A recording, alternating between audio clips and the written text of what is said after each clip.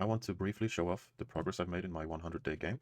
So far it's day 29, and I have taken some days off, but it's day 29 out of 100, and I've gotten quite far actually.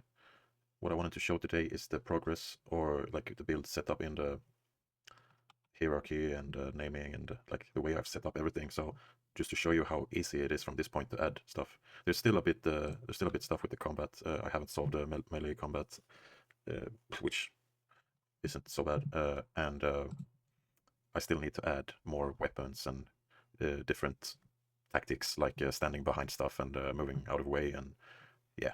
Anyways, so coming from making games for so long, I've made huge efforts to separating everything so that if I have any issues, I can just quickly find whatever file, because I know everything, right, as everyone does. But this way it makes it makes it so much easier to locate the issues, and it's just way cleaner doing it like this, to be honest. Anyways, so I have all the different stuff in each folder: engine, interface, entity, which holds the pawns and the NPCs, combat, which I separated from the other folders. Anyways, items, definitions, special items, sprites, all in one place. Uh, yeah, in a special way. Doing surfaces to make it less heavy, and I draw everything once, and same with trees. They are drawn and then stored. Everything I've set up all of it in the game so that if it's not visible, it's not loaded. And if we walk around, you see we discover more trees. I basically made everything that's out of vision is not loaded. As you can see here, it says just this is a test object. This is a deer that's wary and will flee if you walk close. Let's slow down the game right now. I even think this guy's stuck here. There's an issue with just that specific tile, but yeah, it's an issue right with that tile. Sorry, but this guy is supposed to flee from you, and as you can see, we have a bunch of NPCs, and as soon as they go out of vision, they are set to active false, and they are not even loaded in the game anymore. Like being hurt or bleeding or running away or returning home, they are active but not drawn. I think this is as far as you're going to scroll out, and you're going to have a minimap to access the different pawns if you have many. But the most recent updates was converting both items and loot tables into JSON files.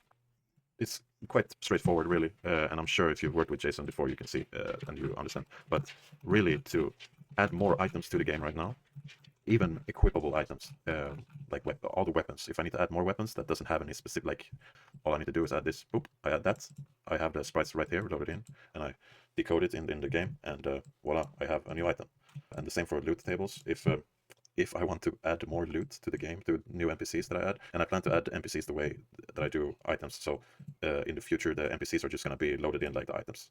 Yeah, so that's what I've added most recently: JSON file loading, and I just added some the first versions of combat, I guess, and I want to quickly show off how it looks. And when you walk up to an item, you see you can walk over items. And the depth level sorting of them is weird right now, so don't worry, but I'll fix that later. And you can, if you use shift, you can select items and you can pick them up. And if it's a weapon and it doesn't have any weapon on it, it's gonna equip it right away. And but yeah, you can run and gun, so you can select the target while you run, and the targets will bleed, and then you can run back and you can start shooting again. And the targets, if they are aggressive or intelligent, like pawns, they will chase after you or try to attack you.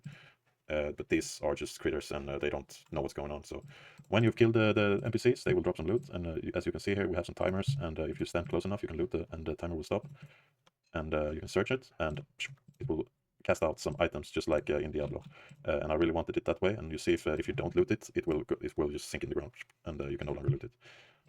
As you can see, the loot disappeared, but as we run back into frame, it's gonna stay for at least a couple of minutes, so that if you drop something and you remember, oh shit, I need that item, you can run back and still get it, and it's not going to be gone forever. But there's going to be two different type of items. This video is getting really long, but it's going to be two different type of items. You're going to have the dropped items, and you're going to have the ground items. And the ground items are going to be like maybe specific items that the player maybe would need, like a key or whatnot. And the dropped items can be, I still can set like dropped items. I can set the bird to drop a key, items key, or whatever. So I can still make it so that the player have a chance to get whatever from whatever. But, and as you see, we can swap out the guns, and they are loaded in the same way, and the exact same way. Nothing different from the AK. The only difference with the AK and the Luger is the definitions, which is here. We set the damage damage is 30 on the lure and the damage is 100 on the AK. You have 30 ammo and you have 15 ammo. So if these NPCs were to have enough HP, you would shoot all the 15 rounds, and then the character would reload, and then it would continue to shoot. And the AK is much faster, of course. So this is going to be some type of RPG, RTS, pawn, colony sim builder, and with some building elements. You're gonna be able to build different nodes so that you can find out if there's a patrol going and whatever.